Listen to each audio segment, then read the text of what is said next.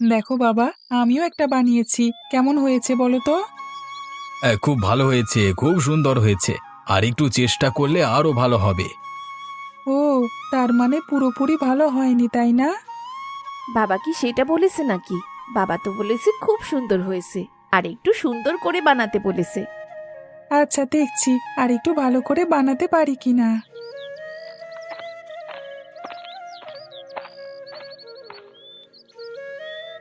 কি গো মা, কোথায় গেছিলে? অনেকক্ষণ ধরেই দেখছি না। ওই তো একটু পাশের বাড়ি গিয়েছিলাম। বিকেলে একটু হাঁটাহাঁটি না করলে ভালো লাগে না। তোমার পান কি ঘরে আছে নাকি ফুরিয়ে গেছে? ফুরিয়ে গেলে আসবার সময় নিয়ে আসবো বাজার থেকে। না না, এখনো তো অনেকগুলো আছে।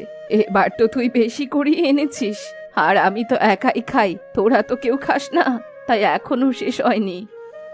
কে বলেছে তুমি একা একা খাও? আমিও তো মাঝে মাঝে সেটা খাই, বলো বাবাকে। মনে হচ্ছে খুব গৌরবের কথা বলছিস বাবাকে। তুই এত ছোট মানুষ হয়ে কেন পান খাস? আরে বৌমা, ও কি আর অত খায় নাকি? আমি খেলে আমার থেকে একটু চেয়ে চিনতে খায় আর কি। তা বাবা, তুই কি সন্ধ্যায় আসার সময় আবার বাজারে যাবি নাকি? হ্যাঁ মা, যে কটা পাখা বানিয়েছি সবগুলো দেখি বিক্রি করতে পারি কিনা, তারপর কিছু বাজার সদাইও নিয়ে আসবো। বাবা, আজকে আমাকেও সাথে নাও না। আমিও যাব তোমার সাথে। আমি গেলেই দেখবে তোমার সব পাখা বিক্রি হয়ে যাবে। তারপর একটা লাঠিমও কিনে দেবে, আমি খেলবো। আমার সব বন্ধুদের লাঠিম আছে, ওরা সবাই স্কুলে নিয়ে আসে আর আমাকে দেখিয়ে দেখিয়ে খেলে। স্কুলে কেউ কি খেলার জিনিস নিয়ে যায় নাকি? তোদের স্কুলের শিক্ষকরা যখন দেখবে তখন সবার কান মুলে দেবে, দেখবি। মোটেও না। বাবা, আমিও তোদের সাথে হাতে হাতে পাখাগুলো বানিয়ে শেষ করে দিই, তাহলে তুই তাড়াতাড়ি বাজারে যেতে পারবি। মা, আপনি তো আজকাল ভালো দেখছেন না, আপনার কষ্ট হয়ে যাবে। এটা কোনো কষ্ট না বৌমা, সবার সাথে হাতে হাতে কাজ করাই ভালো। আচ্ছা ঠিক আছে, বসুন তাহলে।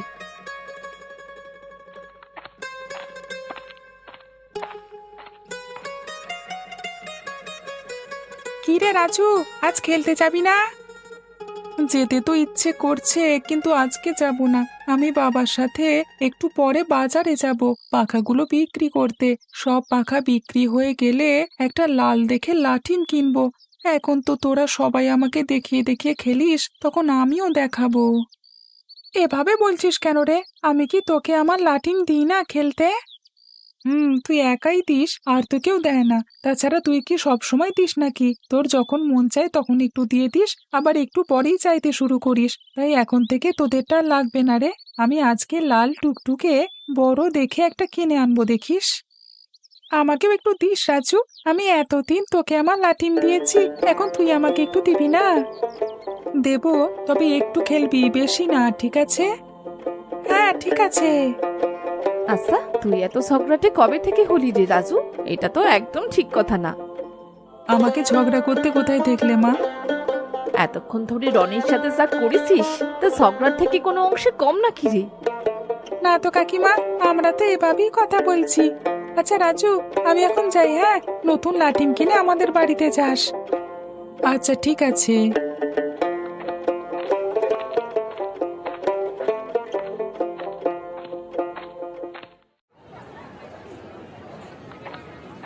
ভাইরা, বোনেরা, দিদিরা, দাদারা, ছোট বড় সবাই আসেন আসেন, অসীম দাদা তালপাতার পাখার জাদু দেখে যান। এই পাখার বাতাসে মন প্রাণ একদম শীতল হয়ে যাবে, গরম মেজাজ এক নিমেষেই ঠান্ডা করে দেবে আমার জাদুর তালপাতার এই পাখা। আজই কিনে নিন অসীম দাদার তালপাতার পাখা, কিনে নিন, কিনে নিন। বাবা, অনেকক্ষণ ধরে তো বসে আছি, কেউ তো আমাদের কাছে আসছে না। এত অস্থির হলে কি হবে? চুপ করে বসে থাক। আগে তো কখনো তুই বাজারে আসিসনি, তাই জানিস না। যার দরকার হবে সে নিশ্চয়ই আসবে, আর যার দরকার নেই সে অকারণে এসে কি করবে বল দেখি। কেউই তো আসছে না, তাহলে কি কারোর দরকার নেই নাকি? আমি লাঠিম কিনবো কখন?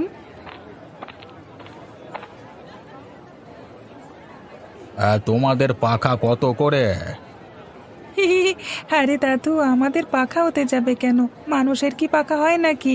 আমাদের বাড়িতে অনেক তাল গাছ আছে, এগুলো তো তাল গাছেরই পাখা। তুমি কটা নেবে দাদু? দাম কত করে? একটা পাখার দাম 50 টাকা করে। কি বলছো কি, পাগল হয়ে গেছো নাকি? আর পাখার দাম আবার 50 টাকা করে হলো কবে থেকে? আবার 20 টাকা করে দেবো। অনেক কষ্ট করে তাল গাছ বেয়ে ওপরে উঠে তাল পাতা পারতে হয়, তারপর সবাই মিলে সময় নিয়ে পাখা বানাতে হয়। এইসবের কোনো দাম নেই বুঝি। 20 টাকায় দিতে পারলে পারো কিনা দেখো।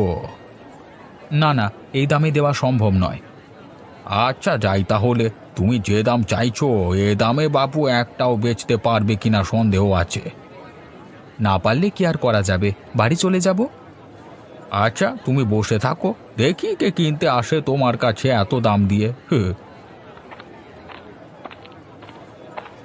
বাবা, বুড়ো দাদু তো দেখি পাখা না নিয়েই চলে গেল।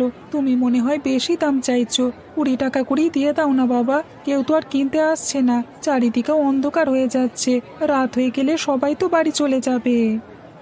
এত কথা বলিস না, এত কষ্ট করে বানিয়ে এখন বিনা লাভে বিক্রি করে দিলে ভাত খাবি কোথা থেকে? আর লাঠি বা কিনে দেবো কোথা থেকে? হ্যাঁ আচ্ছা, তাহলে এখন থেকে আর কথা বলবো না।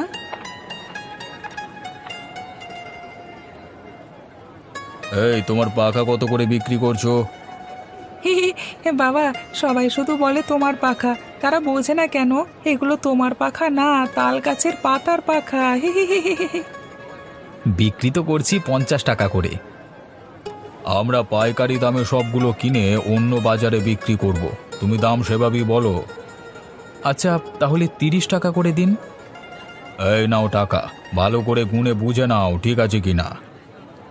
হ্যাঁ ঠিক আছে, যদি কিছু মনে না করেন তাহলে কি আমি জানতে পারি আপনারা কোন বাজারে নিয়ে গিয়ে বিক্রি করবেন? কেন, তুমিও কি যাবে নাকি সেখানে? সেটা তো এখান থেকে অনেক দূরে, যাওয়া আসার গাড়ি ভাড়া দিয়ে তোমার লাভ থাকবে কি? আসলে খুচরো বিক্রি করতে হলে পরিশ্রমও বেশি হয়ে যায়, প্রতিদিন অল্প অল্প করে বাজারে নিয়ে আসতে হয়। পাইকারি বাজারে ঠিকানাটা দিলে 2 থেকে 3 বার গেলেই তো হয়ে যাবে মনে হচ্ছে। এই বাজার সতীনাথপুরের কাছাকাছি, প্রতিদিন অনেক লোক আসে সেখানে। আমরা বিভিন্ন বাজার ঘুরে ভালো ভালো জিনিস পাইকারি দামে কিনে নিয়ে ওখানকার খুচরো ব্যবসায়ীদের কাছে বিক্রি করি। আমাদের নিজেদের গাড়ি আছে, তাই লাভ ভালোই থাকে। আপনারা আমার খুব বড় উপকার করলেন, আপনাদেরকে অসংখ্য ধন্যবাদ আমার এত বড় উপকার করবার জন্য।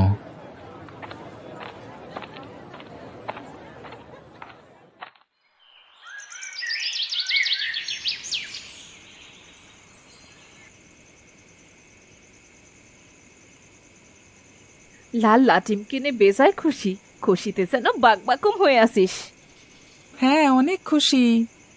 শুধু তোমার ছেলে না বৌমা, আমার ছেলেও বেজায় খুশি। কি হয়েছে রে বাবা, কোনো খুশির খবর আছে নাকি? রাজু বলেছিল না মা, আজ রাজুকে বাজারে নিয়ে গেলে সব পাখা বিক্রি হয়ে যাবে। কথাটা একদম সত্যি হয়েছে। শুধু কি তাই, আজকে থেকে বড় এক পাইকারি বাজারের সন্ধান পেয়েছি। এখন থেকে রোজ রোজ অল্প করে বানিয়ে এই বাজারে বিক্রি করতে হবে না। তাই নাকি রে দাদু ভাই, তাহলে তো তোর ভাগ্য খুলে দিয়েছে। ঠিক বলেছ মা, ওই বড় বাজারে নাকি অনেক মানুষ আসে, ওখানে সবকিছুরই অনেক চাহিদা। আমি এখন থেকে ভাবছি সাথে আরো 2টো ছেলে নেব কাজে, একেবারে অনেকগুলো পাখা বানিয়ে মাসে 2-3 বার শুধু বিক্রি করতে যাব। যাক, এতদিনে আমার দাদু ভাইয়ের ওসিলায় তাহলে আমাদের উন্নতি হচ্ছে। তোকে একটা কথা বলাই তো হলো না দেখছি। আমার এক মামা শ্বশুর আছেন শ্যামনগর গ্রামের, তোর বাবার বড় মামা। ওনার কথা কি ভোলা যাবে কখনো? এই একমাত্র ব্যক্তি যিনি বাবার সকল সুখে দুঃখে পাশে থাকতেন ছায়ার মতো। ওনার কি কিছু হয়েছে নাকি? অনেকদিন তো কোনো খোঁজ নিতে পারছি না। এই জন্যেই বলছিলাম ওনাকে আমাদের বাড়ি একবার নেমন্তন্ন করলে কেমন হয়। খুব ভালো একটা কথা বললে মা, আমি পরশু সকালে গিয়েই ওনাকে সাথে করে নিয়ে আসব। এটাই ভালো হবে।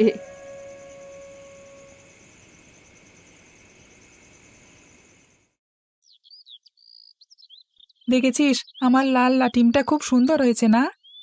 তা তো হয়েছে, এই জন্যই তো বলছি আমাকে একটু খেলতে দে না রে, তারপর তুই আবার খেলিস। এভাবে করে তো আমিও তোর কাছে চাইতাম, 100 বার চাওয়া পূরণ হলে তারপর তুই আমাকে খেলতে দিতিস। তুই তো এখন মাত্র কয়েকবার চেয়েছিস, আমি এক্ষুনি দিয়ে দেব। তুই কি গুনেছিলিস নাকি যে 100 বার চাওয়ার পরেই আমি দিয়েছি? না গুনলে বললাম কিভাবে? দেখ রাজু, ভালো হবে না বলে দিলাম।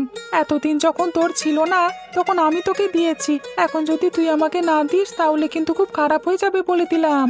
দিবি না তুই? আমি কি না বলেছি না কি যে দেব না? মাত্র 30 বার হয়েছে, আরো 70 বার চা তাহলেই দিয়ে দেব। তবে রে দেখাচ্ছি মজা।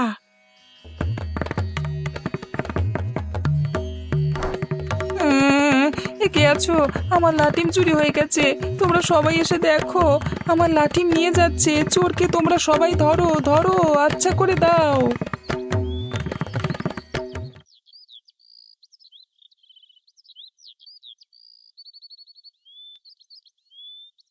কি রে বাবা, খাবার নিয়ে এভাবে নাড়াচাড়া করছিস কেন? আজকে রান্না তো খুব ভালো হয়েছে, খেয়ে নে। ওর এখন গলা দিয়ে খাবার নামবে না। কেন রে, ওর আবার কি হয়েছে? ওর সাথে লাটিমটা নাকি কে নিয়ে গেছে। কে নিয়ে গেছে? কে আবার? রনি? ওরা দুটো সারা দিন একটার পেছনে একটা লেগে থাকে। আমি ওর পেছনে লাগতে যাব কেন? ওই তো আমার পেছনে লেগে থাকে, এই জন্যই তো আমার লাটিমটা নিয়ে চলে গেল। আচ্ছা আচ্ছা, হয়েছে, এখন খা। এমন অনেক লাটিম আমি কিনে দেব, বিকেলে আমাকে তোদের বাজারে নিয়ে যাস। এখন খা। আপনাকে হাঁসের ডিমের তরকারিটা দেই? আপনি তো খুব পছন্দ করতেন হাঁসের ডিম। হ্যাঁ হ্যাঁ, দাও একটু। তোমার হাতের এই তরকারিটা মাঝে মাঝে খেতে খুব ইচ্ছে হয়, কিন্তু একা তো আর এখন আসতে পারি না, তাই আর খাওয়াও হয় না। সবাই তো এখন যে যার কাজে ব্যস্ত, কাকে আর বলবো। আচ্ছা, অসুবিধে নেই। এখন থেকে প্রতি মাসের 10 তারিখ আমি অসীমকে আপনার বাড়ি পাঠাবো। আপনার খোঁজ খবরও নিয়ে আসবে, আর সাথে আপনি যদি আসতে চান একেবারে ও নিয়ে আসবে। এটা তো খুব ভালো কথা বলেছো মা, এখন থেকে এটাই করব আমি।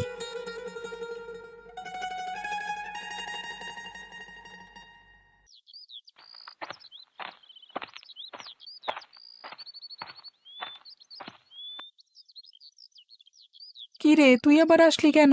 তোকে কি আসতে বলেছে এখানে? চলে যা। তুই কি এখনো আমার উপর রাগ করে আছিস? আমার কি দোষ বল? তুই ওই দিন আমাকে একটু খেলতে দিলি তো হয়ে যেত, তাই না বল? চোরের সাথে আমার কোনো কথা নেই, চলে যা তুই। দেখ, বাজে কথা বলিস না। বললে কি করবি রে তুই? কি করবি? শোন রাজু, আমি কিন্তু আজকে তোর সাথে ঝগড়া করতে আসিনি। কেন এসেছিস তাহলে? আমি তো লাটিমটা ফেরত দিতে এসেছি। ওটা আর আমি নেব না, দেখছিস না আর একটা লাল লাটিম কিনেছি আমি, ওটা ফেলে দে, লাগবে না আর। নে না রে, আমি তো লাটিমটা নিয়ে গেছি দেখে মা আমাকে অনেক মেরেছে, তাই তোকে ফেরত দিতে এলাম। ভালোই করেছে, মেরেছে, না মারলে ফেরত দিতে আসতিস না বুঝি। আমার মার খাওয়ার কথা শুনে তুই এভাবে হাসছিস কেন? আবার যদি হাসিস তাহলে তোর নতুন লাঠিটাও আমি নিয়ে যাব। এবার আর আমি বাড়ি যাব না, সোজা পানিতে ফেলে দেব, তাহলে মা আর জানবেও না, দেখবেও না, আর আমাকে মারবেও না। এত বড় সাহস তোর? নে দেখি, আমার কাছ থেকে নিতে পারিস কিনা দেখি। কে কোথায় আছো? আমার লাটিম ডাকাতি করে নিয়ে যাচ্ছে, তোমরা সবাই এসে দেখো। আমার লাটিমটা নিয়ে যাচ্ছে, ডাকাতকে তোমরা সবাই ধরো, আমার লাটিমটা উদ্ধার করে দাও এই বর্বর ডাকাতের হাত থেকে। ভালো করে রশি দিয়ে বেঁধেছিস তো, নাকি মাঝ রাস্তায় আবার খুলে পড়ে যাবে? দেখিস বাবু, অনেক দূরে রাস্তা, পথের মধ্যে খুলে গেলে আমি মহা বিপদে পড়ে যাব। আরে খুলবে না, আপনি এত ভাবছেন কেন? আমরা দুজন মিলে খুব পাকাপোক্তভাবে বেঁধে দিয়েছি, এটা আর খুলবে না।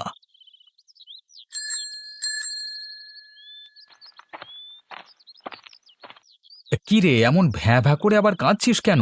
কার সাথে আবার ঝগড়া করে এলি? তোর তো আবার ঝগড়া না করলে পেটের ভাত ভালো করে হজম হয় না। হ্যাঁ হ্যাঁ, তোমরা তো খালি আমার দোষটাই দেখলে। সবাই যে আমার পায়ে পা দিয়ে ঝগড়া করতে আসে সেটা দেখো না কেন? খেলতে গেলি তো লাটিম নিয়ে, এখন আবার কই গেল তোর লাটিম? একটা ডাকাত যে আছে, আমার সবকিছু লুট করে নিয়ে যায়। আচ্ছা, তোর বাপ কি তোকে ভাত খাওয়ায় না, নাকি ওই ডাকাতের বাবাই শুধু তাকে ভাত খাওয়ায়? তোর কাছ থেকে সব সময় কিভাবে নিয়ে যায়, আর তুই ভ্যাঁ ভ্যাঁ করতে করতে আমার কাছে আসিস? আচ্ছা, আর কাঁদবো না, এক্ষুনি ওর কাছ থেকে আমি লাঠিমটা উদ্ধার করে আনবো। আর যদি দিতে না চায় তাহলে ওর নাক বরাবর জোরসে একটা ঘুষি মেরে তারপর নিয়ে আসবো।